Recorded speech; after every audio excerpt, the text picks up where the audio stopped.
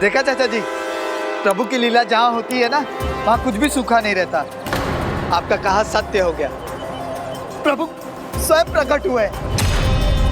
अब देखिए जल ही जल है चाचा जी।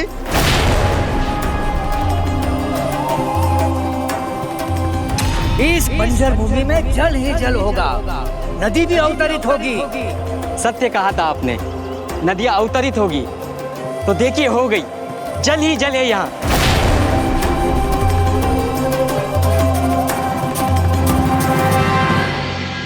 चाचा जी, हमने आपसे कहा था ना कि प्रभु स्वयं आएंगे हमारी सहायता के लिए।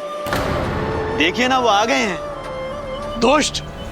इतने महान विनायक भक्तों को तुम जानबूझकर कष्ट दे रहे थे। हाँ, बहुत अत्याचार किया है इनके साथ, बहुत सताया है इन्हें। तुमने इन्हें बंजर भूमि दी थी ना? आज इन तीनों की भक्ति और आस्था से ये बंजर भूमि पावन भूमि बन गई है। आज वही कानी या एक कोना भूमि इस श्री फल के जल से अभिषिक्त होकर पाकम अर्थात जल से परिपूर्ण हो गई है। अब ये भूमि बंजर नहीं, कानी पाकम के नाम से विख्यात होगी।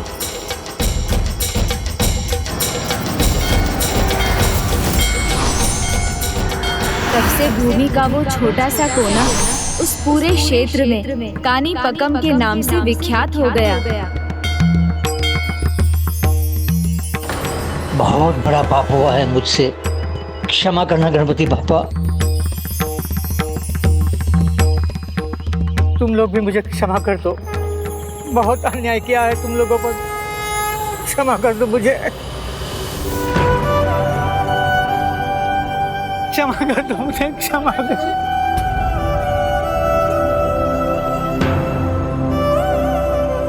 उठिए चाचा जी, हम आपके पुत्र समान हैं और एक पिता समान बड़े का क्षमा मांगना शोभा नहीं देता,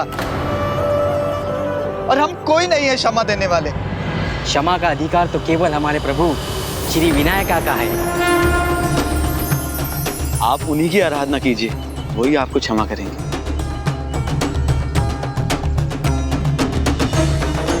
क्षमा कर दीजिए। प्रभु विनायक की जय, प्रभु विनायक की जय, प्रभु श्री विनायका की, प्रभु श्री विनायका की। कुछ समय बाद वहाँ एक भव्य मंदिर का निर्माण भी हो गया। मेरे उन तीनों भक्तों को मेरे वरदान के कारण दिव्यांगता से मुक्ति मिली। इसीलिए मेरी इस स्वयंभू प्रतिमा को भक्त स्वयंभू वर सिद्धि विनायका के नाम से पुकारने लगे। जो भी भक्त अटूट श्रद्धा और विश्वास के साथ मेरे इस वर सिद्धि मंदिर में दर्शन के लिए आता है, उसे मनोवांछित वरदान की प्राप्ति होती है। पश्चाताप में क्षमा मांगने वाले को क्षमा दान भी मिलता है, जैसे उस दुष्ट चाचा को मिला। इतना ही नहीं, मेरे उन तीन भक्तों की भक्ति का प्रतीक है कि आज भी मेरी स्वयंभू प्रतिमा का आकार बढ़ता ही जा रहा है। मेरे इस मंदिर में भक्तों की अपार श्रद्धा है। अच्छा, तो बताइए पुष्पदंत जी, आपने कानी पकम की कथा से क्या सीखा? व्यक्ति ही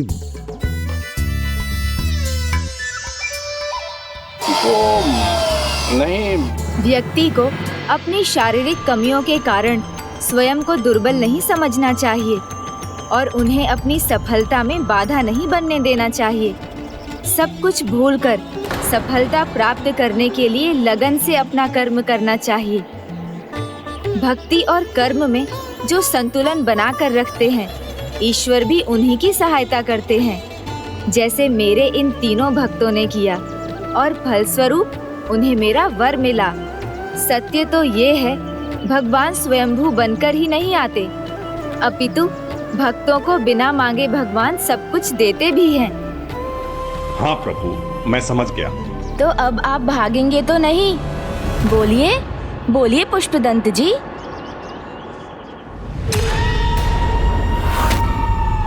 किंतु गणेश जी, आपने वचन दिया था कि अगर मैं आपकी कथा पूरी सुनूंगा तो आप मेरे प्रश्नों का उत्तर देंगे। उचित है, पूछिए। इन्हें मैं प्रश्न के चक्र में उलझाकर निकल जाऊंगा। कदाचित ये इनकी भाग निकलने की कोई योजना तो नहीं। आप तो बुद्धि के देवता हैं गणेश जी। कोई भी कठिन प्रश्न आपके लिए सरल होगा। तो मैं आपसे एक सरल प्रश्न पूछता हूँ। उचित है, आप सरल ही पूछिए। बहुत सरल है प्रभु। बस आपको आंखें बंद करके ये बताना है कि मेरी कितनी उंगलियां खुली हैं। बस इतना ही? हाँ, बस इतना है। किंतु गणेश जी, आपको ये वचन देना होगा कि आप अपनी दिव्य शक्तियों का प्रयोग नहीं करेंगे। आपके लिए मेरे प्रश्न का उत्तर देना सरल ही होगा। उचित है। जया मौसी, आप भी अपनी आंखें मूंद लीजिए।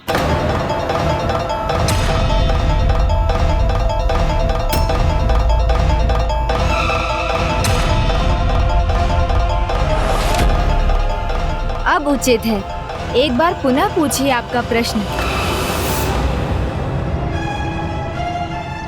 पुष्पदंत जी, मैं आपके प्रश्न की प्रतीक्षा कर रहा हूँ। आप पूछते क्यों नहीं?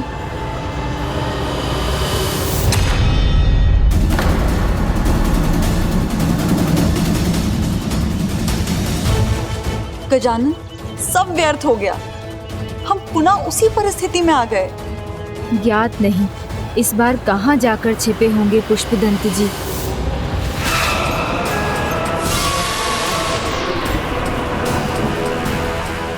चपल तो बन गए चकमा देकर, किंतु चतुराई का भान नहीं। ऐसी दिशा में छिप गए जिसका उन्हें ज्ञान नहीं। चिंता मत कीजिए जया मौसी, मैं उन्हें फिर ढूंढ निकालूंगा।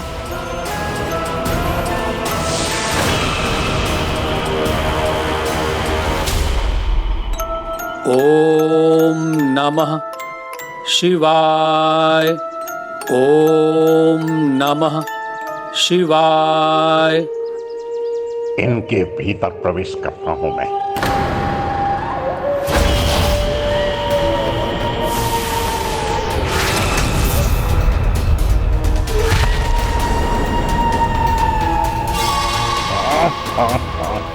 क्या हुआ ये? साधारण ऋषि और मैं असाधारण पिशाच, फिर भी इनमें प्रवेश नहीं कर सका। ऐसी अपार शक्ति कहां से अर्जित की है इन्होंने? काशी की पावन भूमि में तप करने वाले ऋषि मुनि के तन में पुष्पदंत जी को आश्रय मिलना कठिन है। यहीं लौटने पर विवश होंगे वो। कोई तो होगा जिसमें मैं वास कर सकूंगा।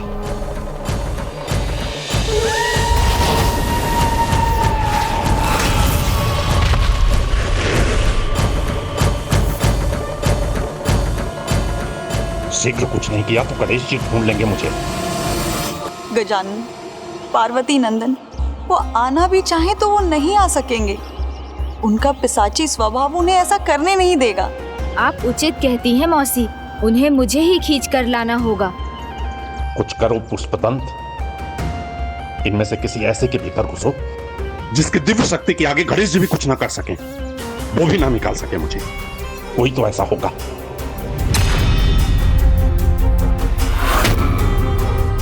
ओम नमः शिवाय। ओम नमः शिवाय। ओम नमः शिवाय। ओम नमः शिवाय। ओम नमः शिवाय।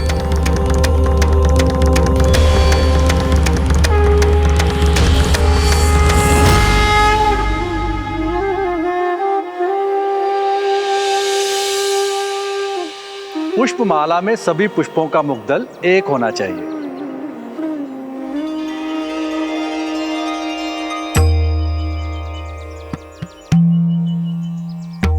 इस प्रकार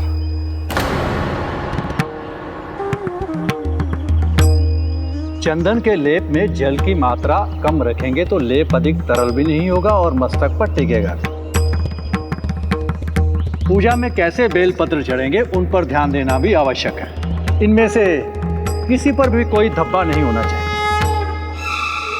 भृंगी जी, आपने हवन कुंड को उचित प्रकार से स्थापित नहीं किया है। और हाँ, ध्यान से देख लीजिए, सर्व सामग्री आ गई है ना? मुझ में और इनमें तो बड़ी समानता है। सभी के कार्य सुधार रहे हैं, क्यों ना मैं भी इनके भीतर प्रवेश कर अपना कार्य सुधार लूं, ऐसे छिपूं कि गणेश जी की दृष्टि से भी बच जाऊं।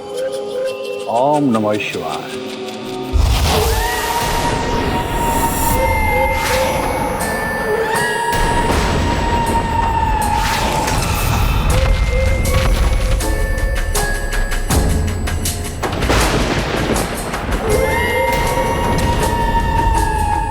प्रणाम स्वामी।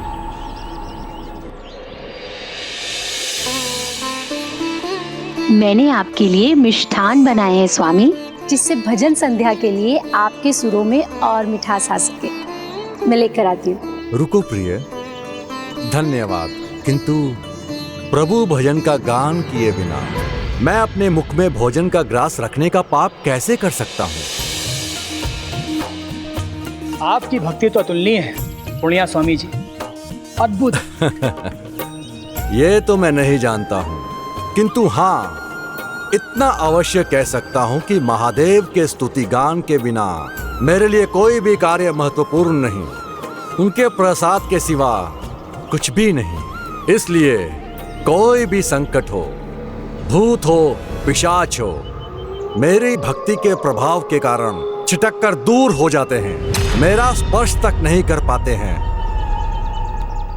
मिष्ठान विशेष है, आपने विशेष रूप से बनाया है, तो विशेष रूप से प्रभु को भजन संध्या में प्रसाद के रूप में चढ़ाइए। फिर हम सभी प्रसाद को प्रेम से मिलकर ग्रहण करेंगे। उचित है स्वामी। आप सभी को स्मरण रहे, भजन संध्या समय पर आरंभ हो। प्रभु के कार्यों में विलंब मुझे नहीं भाता है, यह भी मेरा नियम है। और नियम कोई भी हो, शास्त्रों द्वारा निर्धारित या स्वयं मेरा बनाया हुआ, किसी भी नियम को तोड़ने की भूल पूर्ण्या स्वामी कभी नहीं करता, कदापि नहीं करता। किसी भी नियम को तोड़ने की भूल पूर्ण्या स्वामी कभी नहीं करता। आप सभी लोग संध्या भजन की तैयारी कीजिए। जो आज्ञा स्वामी जी। जाइए, भोग लेकर आइए। जी स्वामी। ओम नमः शिवाय।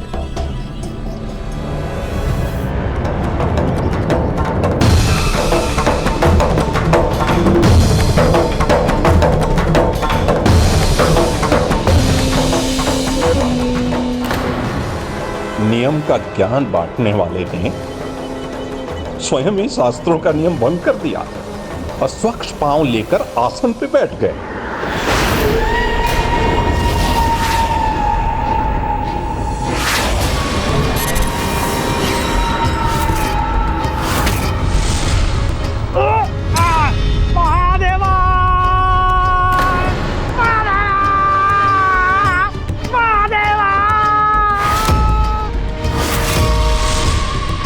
ये अचानक स्वामी जी को क्या हो गया? हाँ, अचानक इतना विचित्र व्यवहार क्यों कर रहे स्वामी जी? ये इनके मुख पर कैसी मुस्कान है? ये आज हो क्या रहा है यहाँ?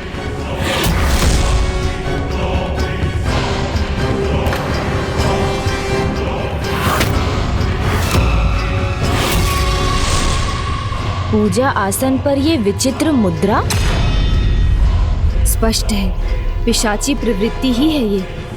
स्वामी जी क्या कर रहे हैं? भजन संध्या का समय बीता जा रहा है, विलंब हो रहा है। भजन कीर्तन करना है, भोग लगाना है और प्रसाद बांटना है। स्वामी, आप ये क्या कर रहे हैं? हाँ, क्यों नहीं, आज पहले ही प्रसाद बांट देते हैं, फिर करेंगे कीर्तन। यही ठीक है ना? हाँ। अरे खड़ी क्यों हो, मुझे दो। ला। स्वामी,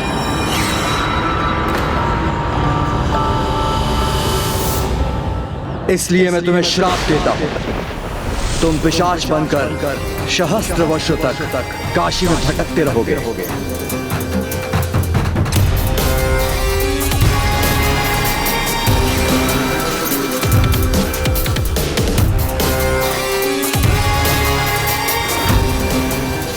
ये क्या कर रहे हैं आप? पुष्पदंत जी, आपको ढूंढना कोई कठिन कार्य नहीं है। आप किसी के भीतर छिप कर भी नहीं छिप पाते।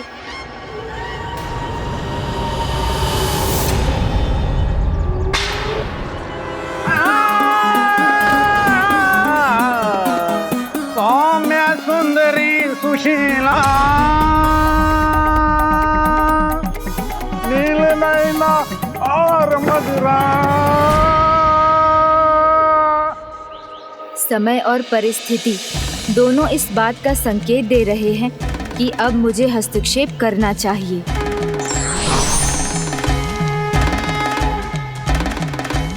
सौम्य सुंदरी और तू शिव तू ही विकराल है, त्रिनेत्र शंभु महाकाल है। शशि की शोभा तेरे भाल, सात्विक साक्षात तू कृपाल है। हे ब्रह्म वेद स्वरूपम,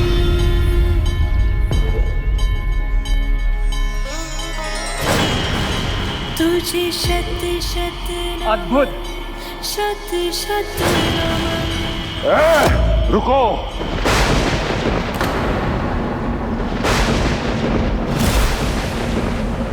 यहाँ मेरे आश्रम में गायन मैं ही करता हूँ। मुझे लगा भजन संध्या है, इसमें तो कोई भी भक्त गायन कर सकता है। वैसे भी आज तो आपके सुर और ताल दोनों बिगड़े हुए हैं। मेरे जैसे महान संगीतकार के बिगड़े हुए ताल में भी सुर होता है।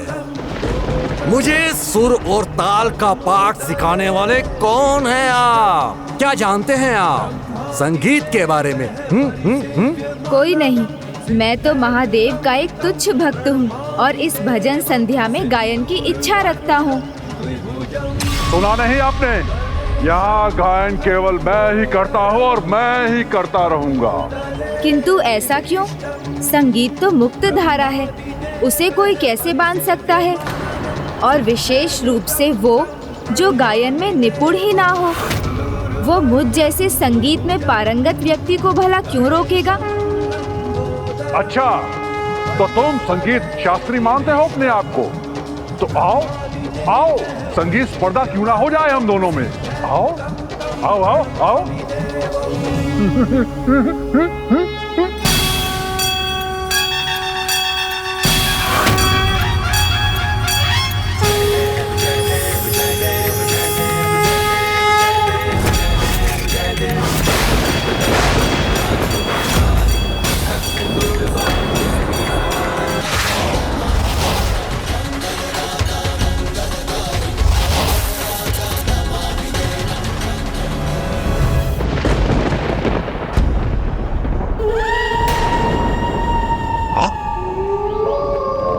यहाँ है तो वहाँ कौन है प्रभु? मैं, वहाँ भी तो मैं ही हूँ। लीजिए स्वामी जी, गंगा जल पीजिए।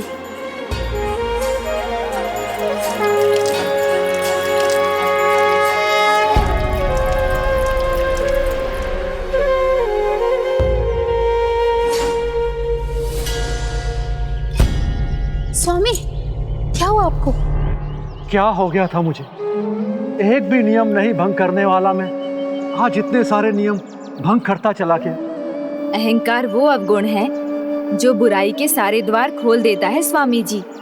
आज आपने अपनी भक्ति के अहंकार में बिना पांव धोए आसन ग्रहण करने की भूल जो की थी। किसी भी नियम को तोड़ने की भूल पूर्णिया स्वामी कभी नहीं करता। उचित कहा आपने, भूल तो हुई है मुझसे, घोर भूल। अहंकार जब अति विश्वास बन जाए तो ऐसी भूल संभव हो जाती है। बुराई आपके भीतर की अच्छाई पर सेंध लगा देती है। भक्त रूपी धर्म पर पिशाच रूपी अधर्म हावी हो जाता है।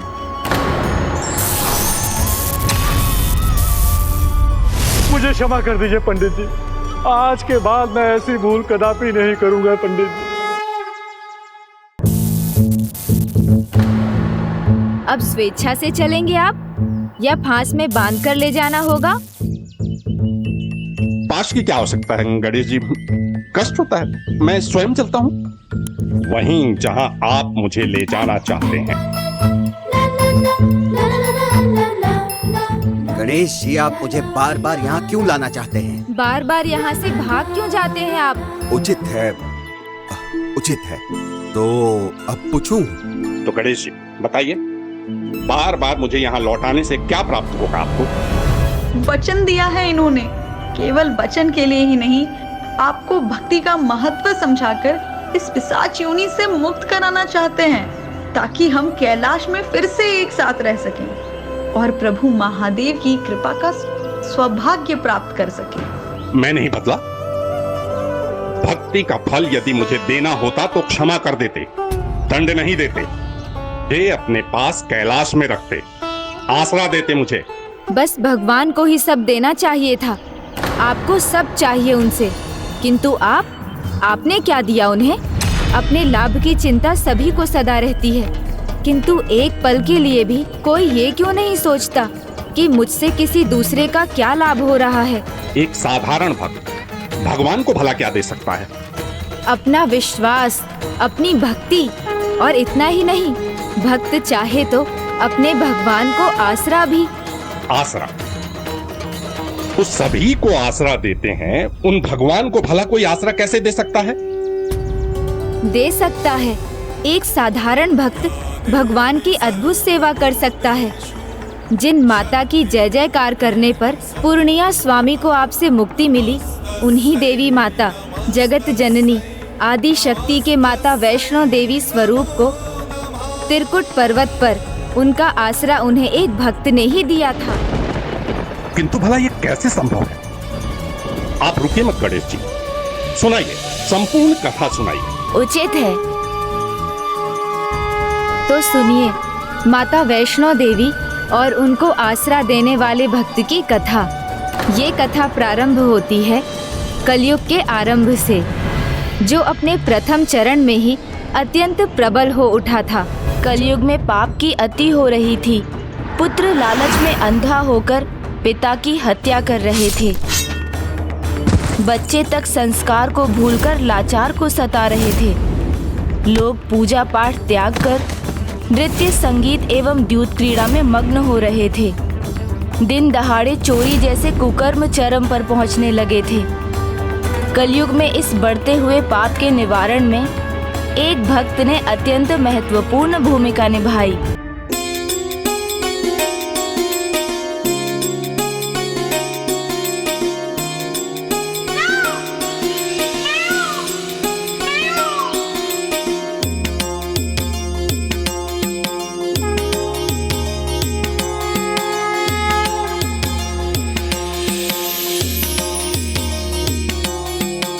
जय माता दी। सद्गुरु का स्वामी है, विकार रहित है, नियमित भजन और पूजन करता है। अधिक समृद्ध ना होने पर भी सदा पूजन भजन और दूसरों की भलाई में तत्पर रहे।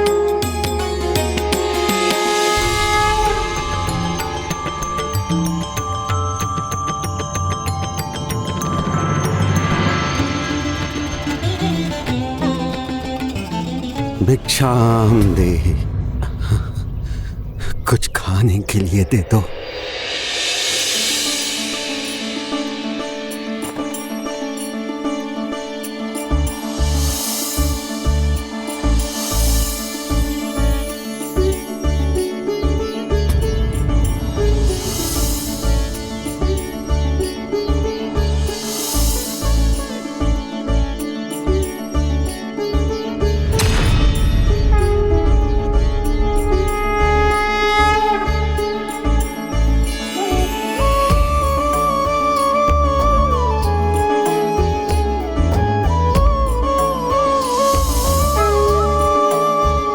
जय माता की। जय माता की।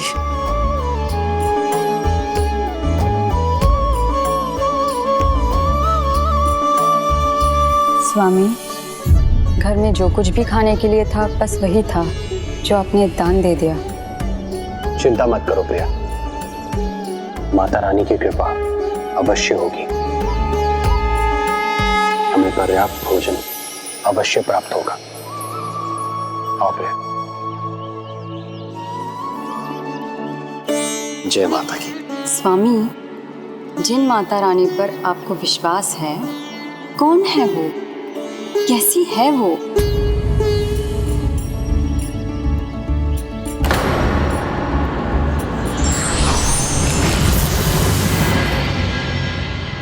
मुझे ज्ञात होता तो मैं आपको अवश्य बताता प्रिया, किंतु माता रानी का स्वरूप मैंने भी नहीं देखा। मैं तो उनका नाम भी नहीं जानता, लेकिन मुझे ये पता है माता रानी अपने भक्तों पर कृपा करती है। सुलोचना, देवी सुलोचना, प्रिया देखो आज मुझे क्या प्राप्त हुआ है। क्या हुआ? मैंने कहा था ना, माता रानी की कृपा से हमें पर्याप्त भोजन अवश्य मिलेगा।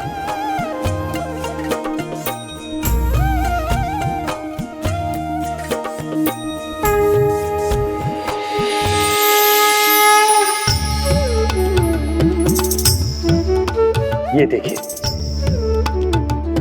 और सत्य तो ये है, अगर ये भोजन न भी मिलता तो भी हम भूखे नहीं रहते, क्योंकि हमारे जैसे भक्तों का पेट तो भक्ति से ही भर जाता है। किंतु माता ने कृपा की है। माता रानी चाहे जो भी है, ऐसी कृपा हमेशा करती रहे। जय माता की। किंतु इतना तो ज्ञात हो जाता कि माता रानी कौन सी शक्ति है, कोई तो ऐसा होता जो मुझे उनके स्वरूप का परिचय दे सकता। मेरे मन में तो माता रानी की प्रतिदिन एक नवीन छवि उत्पन्न होती है। कभी माता रानी मुझे माता भवानी जैसी दिखाई देती है, और कभी माता विद्या सरस्वती जैसी।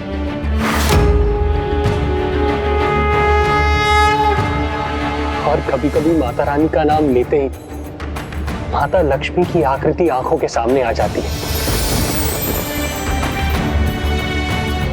माता रानी का भक्त हूं, कभी ना कभी तो माता रानी का बुलावा। आपके घर से माता रानी का नाम सुना, इसीलिए खिंचा चला आया आपके द्वार। ब्राह्मण देवता, आपका स्वागत है। भोजन के समय आप मेरे द्वार पर पधारे हैं। आपका स्वागत करना मेरा कर्तव्य है। मुझे मेरा कर्तव्य निभाने दीजिए प्रभु। भीतर आइए, पधारिए। विराजिए, मेरी पत्नी सुलोचना आपको भोजन परोस देगी। रुकिए, इतनी शीघ्रता क्यों? थोड़ी श्वास तो लेने दीजिए। वैसे भी मेरे समान भक्त का पेट तो भक्ति से ही भर जाता है। क्योंकि हमारे जैसे भक्तों का पेट तो भक्ति से ही भर जाता है।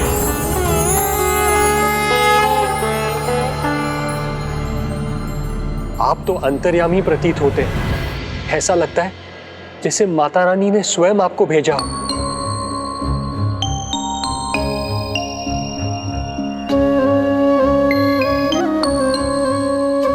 यदि माता रानी ने भेजा है मुझे, तो उसका कारण क्या हो सकता है भला? संभव है मुझे मेरी दुविधा से मुक्त करने। कैसी दुविधा?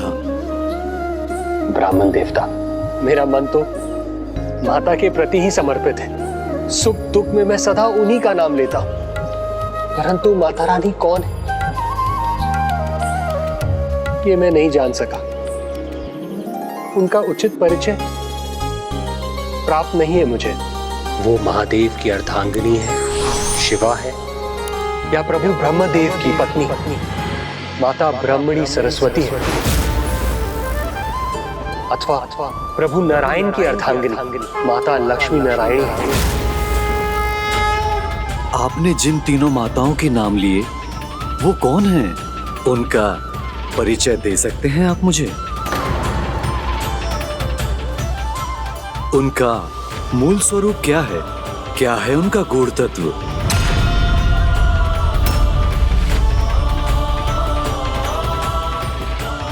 माता आदिशक्ति, माताओं की माता की ही स्वरूप है तीनों माताएं। ये तो आपको और समझ आएगा जब आप मेरे मुख से माँ वैष्णवी देवी की कथा सुनेंगे।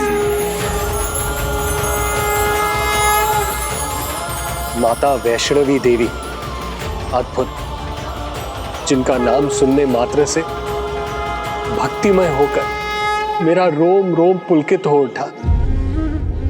हे ब्राह्मण देवता, बताइए ना, वो कौन है? माता दुर्गा भवानी है या माता लक्ष्मी है अथवा माता सरस्वती की स्वरूप है माता वैष्णवी? आपके मन में जितने प्रश्न घुमड़ रहे हैं उन सभी का उत्तर आपको मिलेगा भक्त श्रीधर। मेरे मुख से माता की श्री कथा ध्यान से सुनिएगा। ये त्रेता युग की कथा है, जब एक अत्यंत समृद्ध राजा रत्नाकर राज करते थे। इतने महान राजा थे रत्नाकर कि राजकाज के सभी कार्य वो प्रतिदिन संध्या में ही करके राजा का रूप त्याग कर एक साधारण भक्त का रूप धारण करते थे। राजा रानी दोनों ही माता शक्ति के महा उपासक थे। माता शक्ति की जय।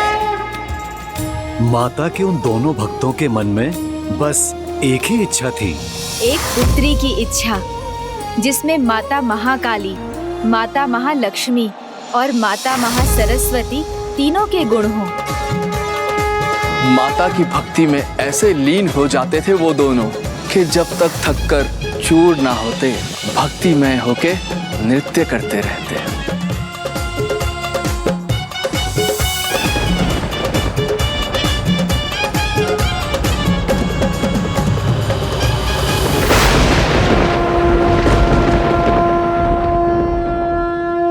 माता शक्ति की जय। माता शक्ति की जय। माता शक्ति की जय। उनकी भक्ति से प्रसन्न होकर माता ने कृपा की। शीघ्र महारानी ने गर्भ धारण किया और फिर जब वो जन्म देने के निकट थीं, तो एक रात्रि श्री मात्रे नमः, ओम श्री मात्रे नमः, ओम श्री मात्रे, ओम श्री मात्रे नमः, श्री मात्रे नमः, ओम श्री मात्रे नमः।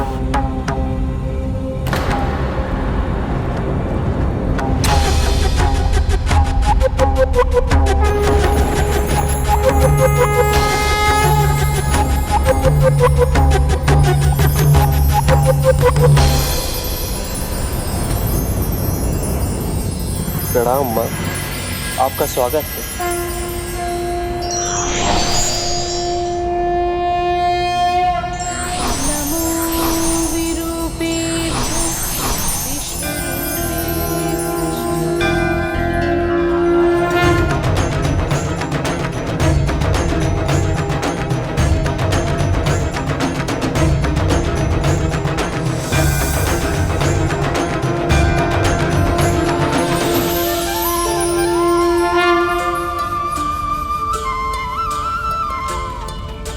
मैं आपका कैसे धन्यवाद करूं? मैं आपकी कृपा का पात्र बना। आपके दर्शन से मेरा जीवन धन्य हो गया। पुत्र रत्नाकर, मेरे तीनों रूप एक साथ एक नवीन रूप लेंगे। तुम्हारी पुत्री ही होगी मेरी वो स्वरूप।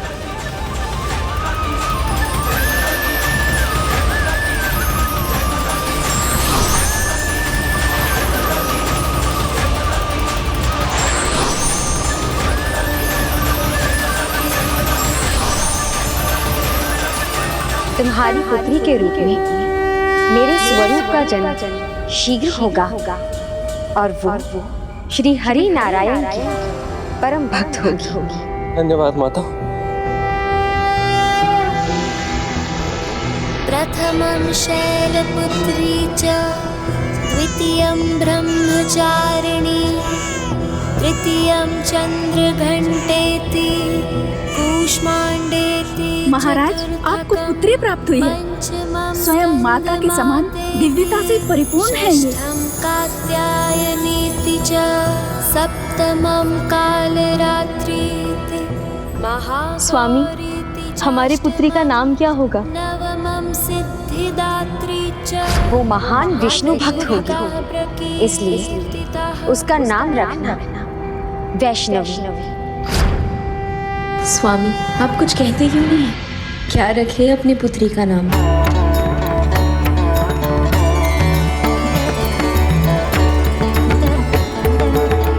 हमारी पुत्री का नाम होगा वैष्णवी। वैष्णवी। वैष्णवी। वैष्णवी। नारी अन्नपूर्णा है, अर्थात माता पार्वती की रूप है। समृद्धि देने वाली माता लक्ष्मी है और ज्ञान प्रदान करने वाली माता सरस्वती भी। जब वो नारी अन्याय के विरुद्ध खड़ी हो जाए तो स्वयं माता दुर्गा का रूप भी धारण करती है। ऐसी अपार नारी शक्ति से संपन्न माता वैष्णवी का जन्म हुआ था। आप सत्य कह रहे हैं, किंतु आगे क्या हुआ गणेश जी? और हनुमान जी को उनके बारे में कैसे ज्ञात था? भविष्य में जब वो सुभग और शिष्ट युवती हुई तो राम भक्त हनुमान को ही नहीं अपितु स्वयं श्री राम को भी माता वैष्णवी देवी के दर्शन के लिए आना पड़ा था। और जैसे जैसे वो बड़ी होती गईं, प्रभु श्री नारायण की भक्ति में डूबती चली गईं, और यहाँ तक कि प्रभु भक्ति के सिवाय उन्हें कुछ नहीं सूझता था। दिवस हो या रात्रि उनके मुख पर सदैव प्रभु विष्णु जी का ही नाम रहता था, और वो जो भी करती वो प्रभु विष्णु जी की पूजा और सेवा के लिए ही करती थी। विष्णवे नमः।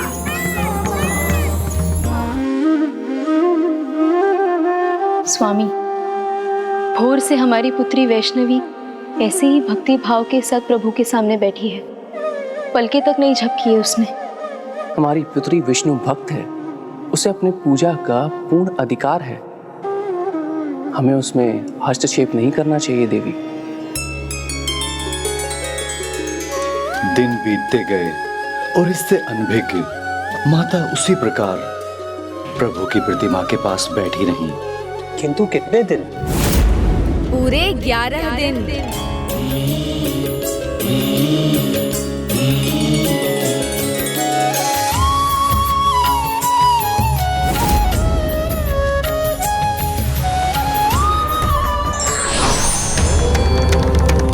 नारायण नारायण। मुझ देवर्षि का प्रणाम स्वीकार कीजिए देवी वैष्णवी।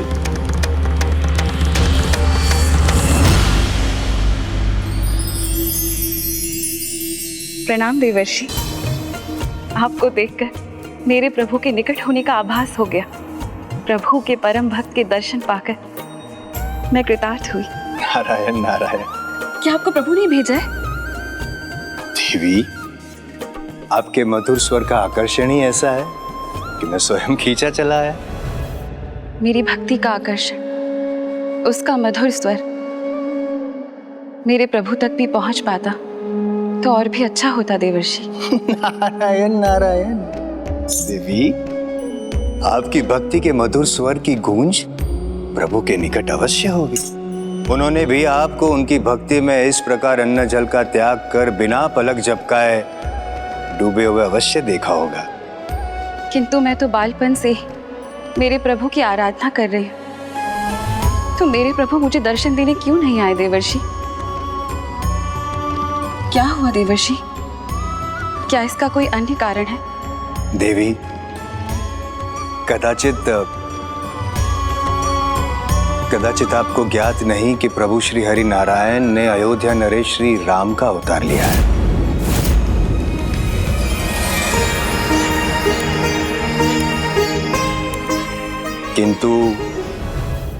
किंतु वो 14 वर्ष के वनवास में है। मेरे प्रभु वनवास में है? मैं भी बन जाऊंगी, उनसे भेंट करूंगी, उनकी सहायता करूंगी, उनके सुख दुख को अपना बनाकर उन्हें दूर करूंगी, उनके सुख दुख की संगनी बन उनकी पत्नी बनूंगी। हाँ, मैं उनसे विवाह करूंगी।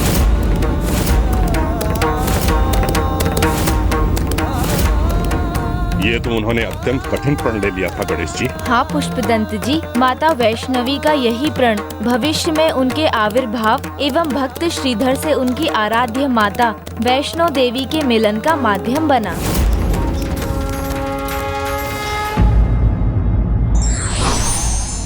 व्यक्ति के भक्ति में यदि सच्चाई और समर्पण है तो भगवान भी उनके भाव को किसी न किसी रूप में अवश्य सुनते हैं। विघ्नहर्ता श्री गणेश के अद्भुत शक्तियों से भरे वीडियोस देखने के लिए चैनल को सब्सक्राइब करना न भूलें और साथ ही बेल आइकॉन भी दबाएं।